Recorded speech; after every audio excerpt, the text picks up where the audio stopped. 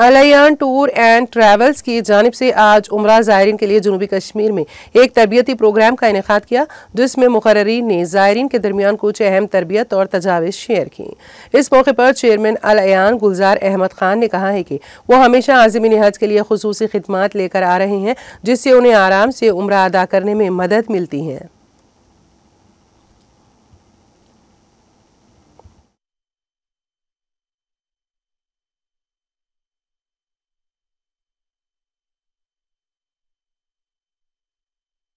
बिस्मिल्लाहिर्रहमानिर्रहीम अस्सलामु अलैकुम व रहमतुल्लाहि व बरकातुहू।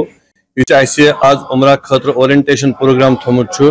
अमि रहबरी गसन सानन नमन ज़ायरीन यमन उम्रहस गसन यमन रोजान पता कि सफर कित पटन करन और इस उम्रा यम करन यह कित पट गन सहलता आसान